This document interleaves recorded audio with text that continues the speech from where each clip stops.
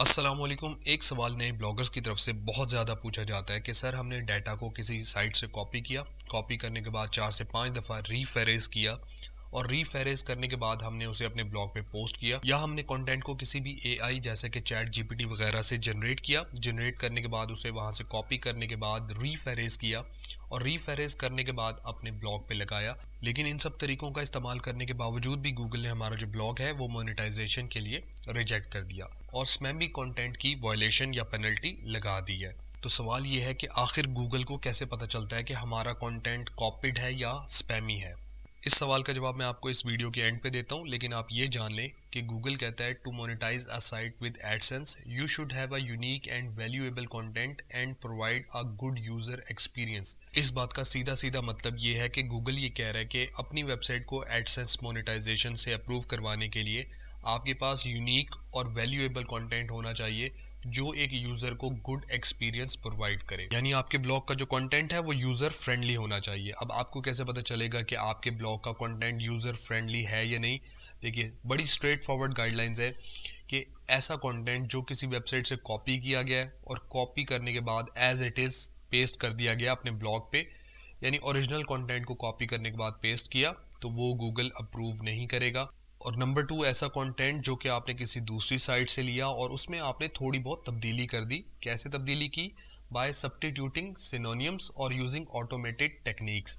यानी कि आपने किसी दूसरी साइट से कंटेंट लिया, उसको किसी पैराफ्रेजर या रीफ्रेजर में ऐड किया, उसके कुछ अल्फाज जो थे उसके सिनोनिम्स वहाँ पर आ गए और आपने उसको अपने ब्लॉग के ऊपर पब्लिश कर दिया। तो ऐसा कंटेंट भी गूगल फ़ौरन से पकड़ लेगा और आपका जो ब्लॉग है वो अप्रूव नहीं होगा मोनेटाइजेशन के लिए।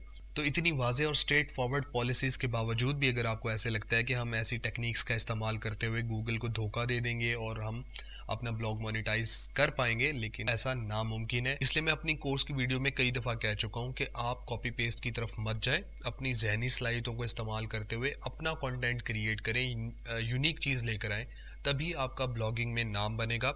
और वैसे भी अभी आप सीख रहे हैं ब्लॉगिंग के अंदर। ब्लॉगिंग ऐसी चीज़ नहीं है कि आज सीखेंगे तो कल आपको आ जाएगी, इसमें टाइम लगता है। अभी आप इसको सीखें, अपना जेन्युइन काम करें। अगर आपने कॉपी कंटेंट यूज़ करना भी है तो आप उसको इस तरीके से यूज़ करें कि उसके अंदर कोई वैल्यू ऐड हो, यानी यूज़र को उसका फ़ायदा हो। मतलब 2 + 2 = 4 होने के बजाय 2 + 2 = 5 होने चाहिए। आपने इस तरीके का काम करना है। और ये गूगल भी कहता है कि अगर आप कोई कॉपीड कंटेंट यूज़ करते हैं और उसके अंदर वैल्यू ऐड करते हैं तो वो उसको मोनेटाइज करेगा।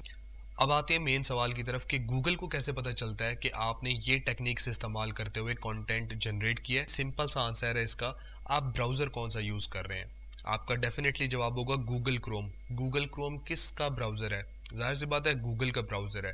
तो आप उस पर जो भी काम कर रहे होते हैं, कहीं से कंटेंट कॉपी कर रहे होते हैं, पेस्ट कर रहे होते हैं अपने ब्लॉग पे, या गूगल पे जब आप सर्च कर रहे होते हैं उन टॉपिक्स को, और या फिर आप ये जो पैराफ्रेजर जैसी साइट्स हैं या टूल्स हैं इनका इस्तेमाल आप कर रहे होते हैं, तो गूगल आपकी एक एक एक्टिविटी पर नज़र रखे हुए है और वो समझ रहा होता है कि आप एक्चुअली करना क्या चाह रहे हैं, और वहाँ से वो पकड़ लेता है कि आपका जो कंटेंट है ये कॉपीड है या आपने खुद से राइट किया। आई होप आपको जवाब मिल गया होगा। मज़ीद इस तरह की वीडियोज़ के लिए आप इस चैनल को सब्सक्राइब कर सकते हैं। अल्लाह हाफिज़।